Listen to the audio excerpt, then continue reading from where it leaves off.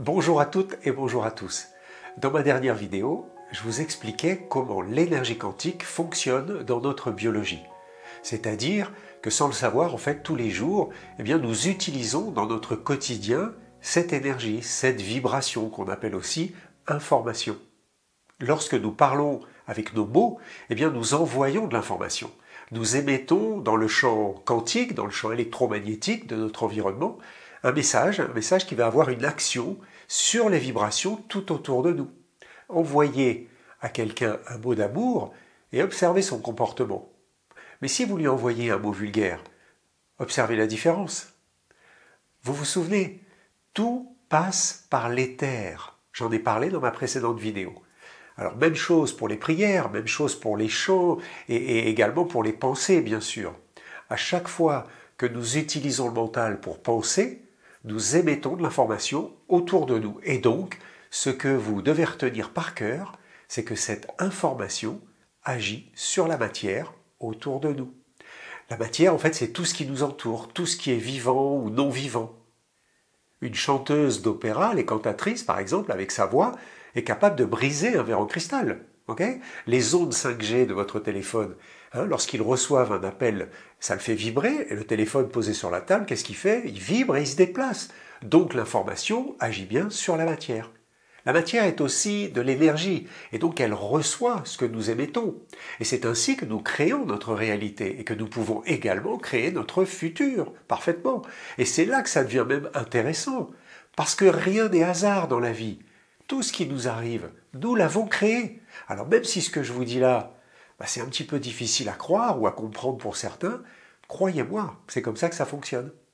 Ce que nous vivons à l'extérieur est en fait le reflet de ce que nous sommes à l'intérieur, c'est-à-dire de notre état d'énergie intérieure, ou de notre état vibratoire intérieur, si vous voulez. C'est l'énergie qui donne la forme à la matière. C'est l'énergie qui modèle la matière. L'énergie, la vibration, le son, l'information modifient la forme et la matérialisent dans la troisième dimension, dans la 3D. Dans ma dernière vidéo, je vous parlais de l'exemple du bocal de riz ou des cristallisations dans les coupelles d'eau du professeur Emoto.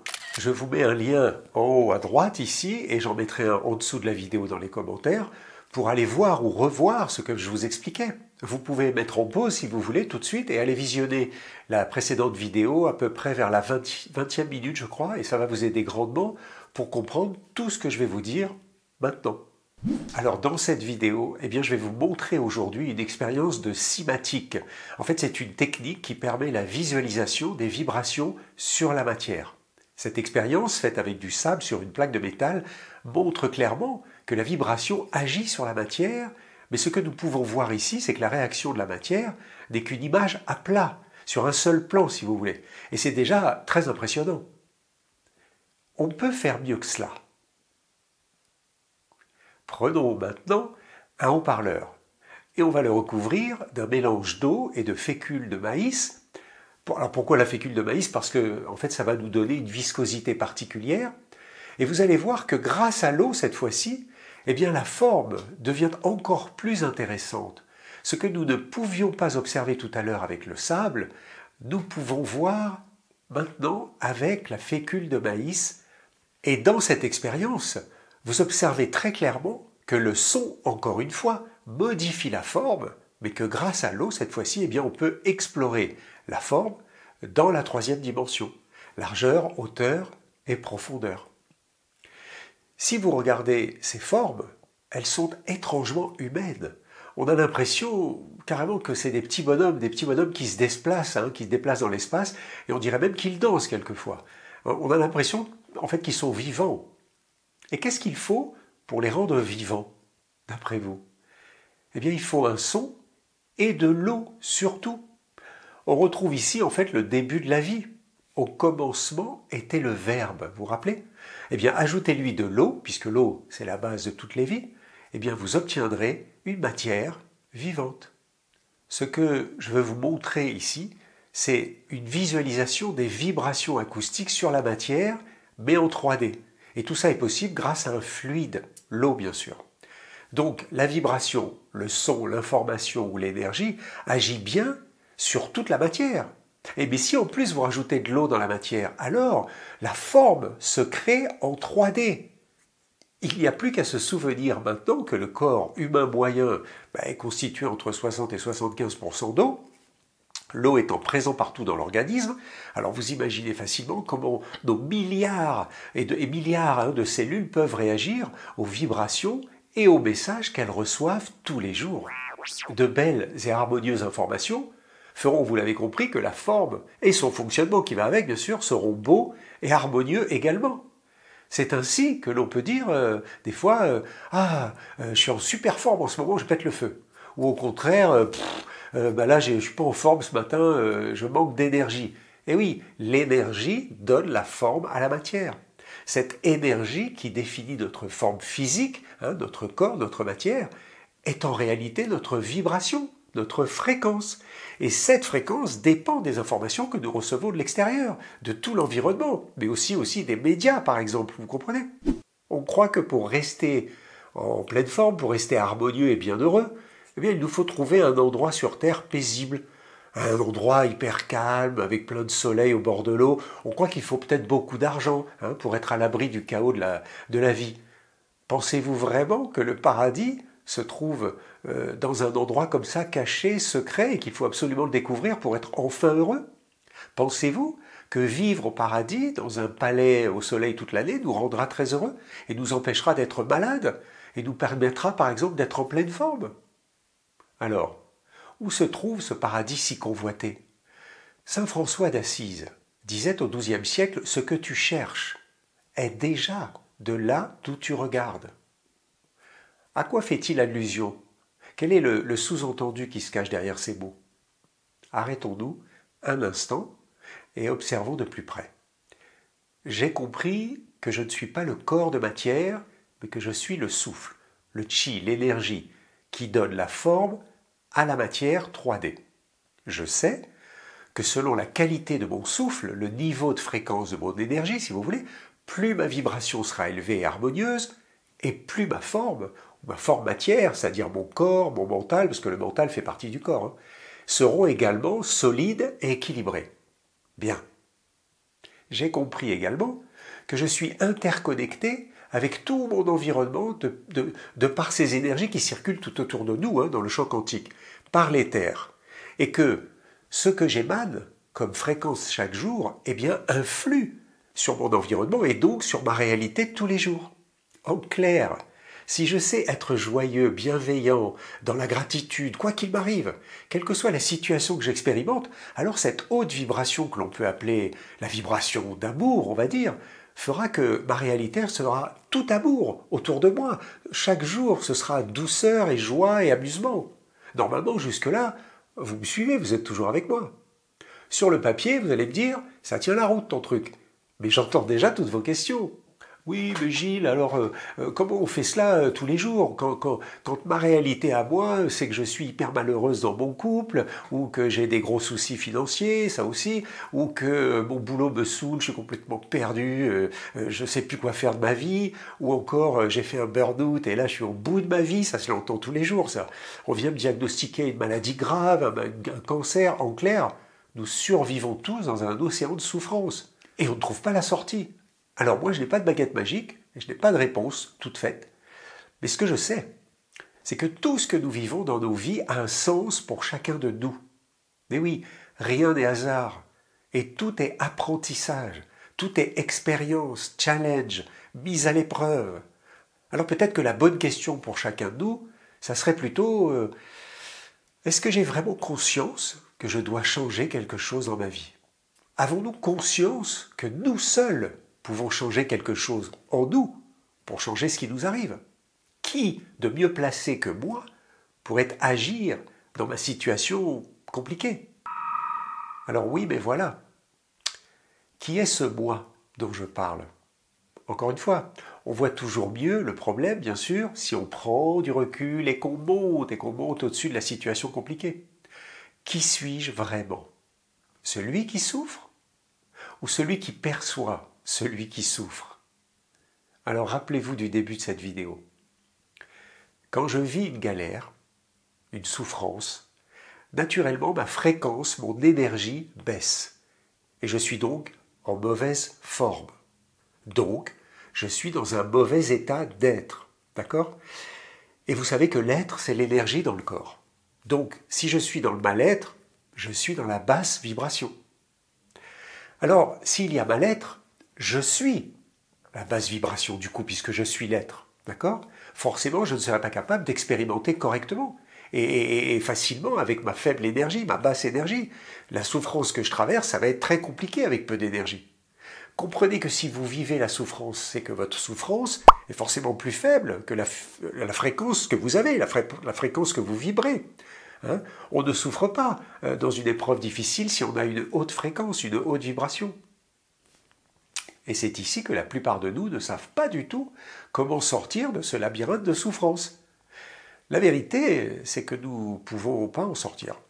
Nous vivons ce type de situation justement pour les dépasser, pour apprendre à expérimenter dans les situations compliquées notre énergie, notre puissance divine, c'est-à-dire mettre en application notre vibration du cœur, la plus haute et la plus puissante que nous avons tous.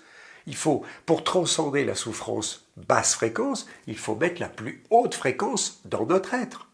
En clair, la vie nous demande de nous dépasser, de monter notre fréquence pour faire que la situation devienne tout simple et facile à traverser, quoi.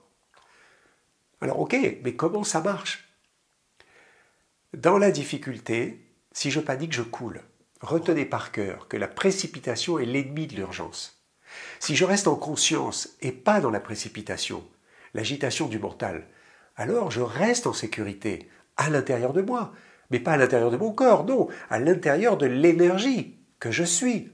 Je reste stable dans ma vibration, stable dans la haute fréquence de mon cœur, stable dans mon socle, dans mon être, en fait stable comme le divin.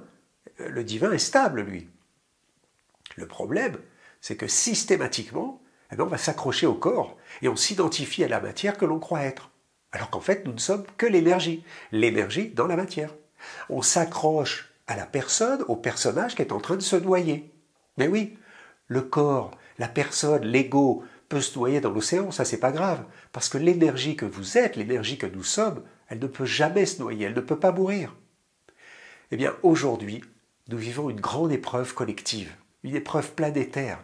Il n'est plus le temps de chercher à contrôler nos peurs, nos souffrances, à anticiper, à avoir un plan B, un plan C, tout ça pour mieux gérer ou refouler les catastrophes. Non. Aujourd'hui, il nous est demandé de les transcender, de les accepter et de ne pas lutter contre, mais de les accueillir et de les mélanger à notre immense énergie d'amour, notre énergie du cœur, et forcément ainsi de les transmuter. Si, en conscience, j'observe mes peurs, eh bien je suis témoin de mes démons. Ok, donc je les accueille avec amour, je ne les combats pas. Sourire, lumière, alors je les éclaire, et l'ombre devient lumière. Il n'y a pas à lutter contre, mais à les accepter et faire équipe avec même. Les rassurer avec toute notre énergie d'amour, avec toute notre âme et conscience. C'est ça le job. Exactement comme un coach qui va rassurer son équipe ou son jeune compétiteur de toute son âme pour lui redonner la foi et la force en lui. Je suis d'accord, c'est pas forcément simple et plutôt compliqué. Au début, c'est vrai qu'on ne nous a jamais appris à le faire.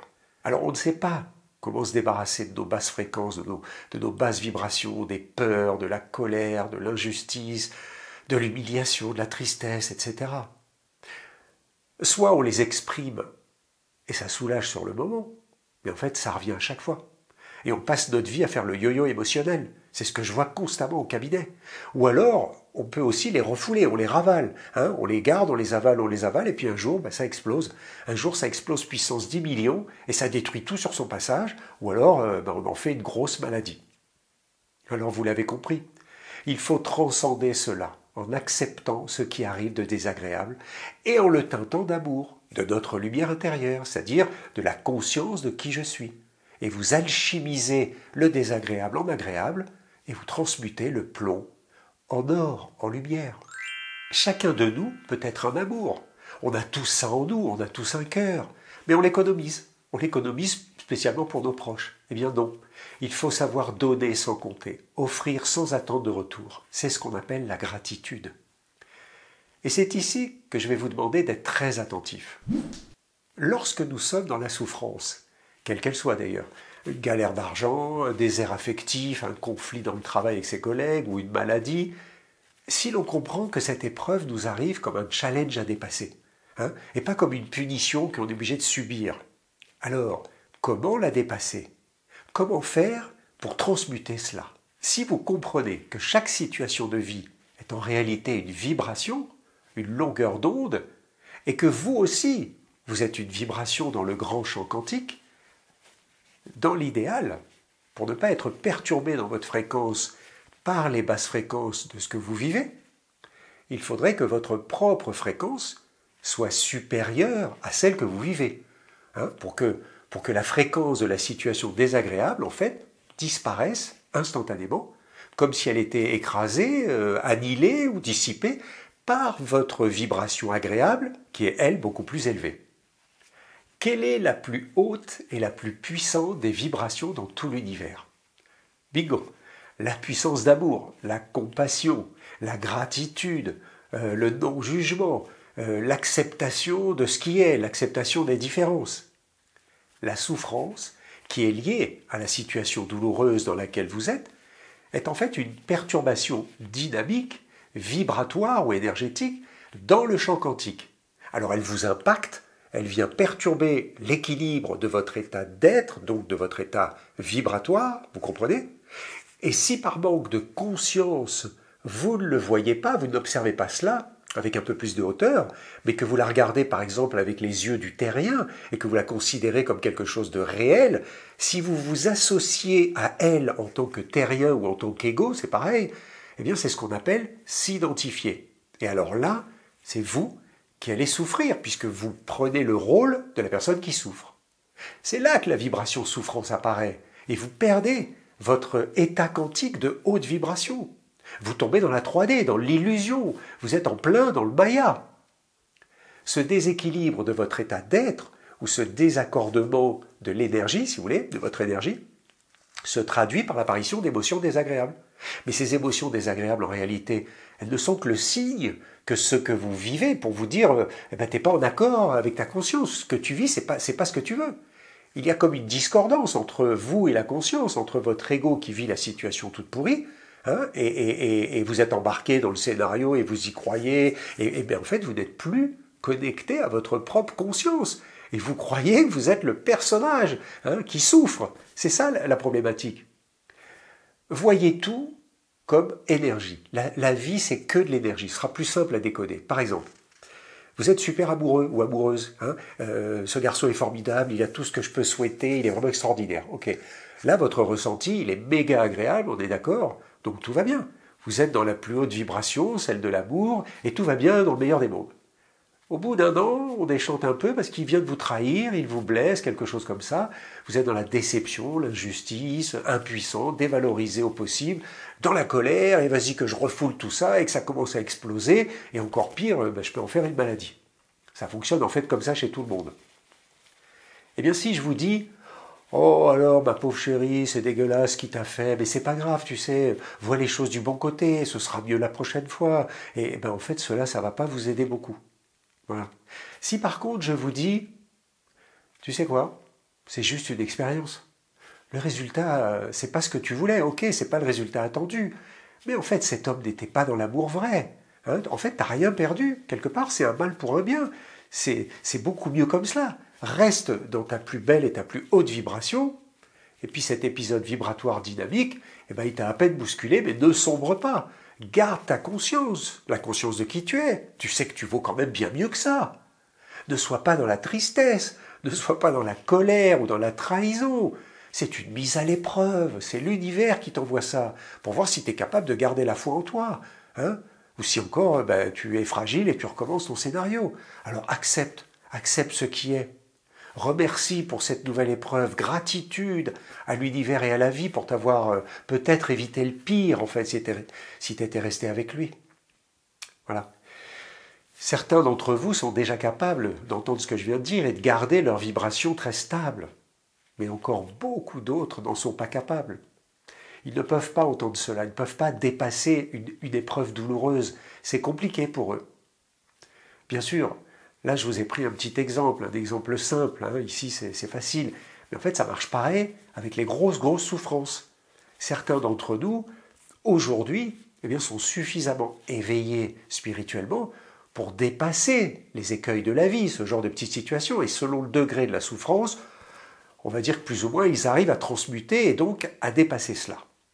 Mais vous comprenez que cela dépend quand même eh bien, de l'intensité de l'épreuve. Hein. La plus douloureuse, selon moi, la plus difficile à vivre, c'est la situation où on perd un enfant. Ça, c'est terrible. Mais la majorité d'entre nous n'est pas encore prête aujourd'hui pour traverser seule toutes ces tornades, les tornades de la vie, quoi, la vie moderne. Hein. J'en reçois au cabinet énormément. Et c'est pour ça que les thérapeutes existent. Parce que oui, le rôle du thérapeute, en fait, c'est pas de faire le travail à la place du malade, surtout pas d'ailleurs, mais plutôt de l'aider à se reconnecter à sa conscience, la conscience de qui il est, à son énergie de cœur, la joie, l'amour, la gaieté, le rire. C'est ainsi que le malade peut guérir. Si nous allons voir un thérapeute pour être soignés, eh bien en fait, inconsciemment, nous ne nous prenons pas en charge. En fait, on lui délègue le soin de nous soigner. Je vous laisse réfléchir. La guérison du soi passe inéluctablement par le travail sur soi. C'est ainsi que cela fonctionne. Alors encore faut-il en être conscient, je vous l'accorde. Dans ma prochaine vidéo, je vous partagerai l'outil énergétique extraordinaire que j'utilise depuis plus de 30 ans maintenant, pour accompagner toutes celles et ceux qui ont décidé de venir me consulter, pour éclairer leur chemin, pour marcher avec eux, vers la délivrance, vers la vérité de qui ils sont. Alors je vous souhaite un bon printemps à tous et gratitude infinie à chacun de vous pour tous vos retours, pour tous vos messages, vos commentaires pleins d'amour, de bienveillance. Merci, merci, merci. Je vous retrouve très vite. Soyez heureux et je vous dis à bientôt. Bye.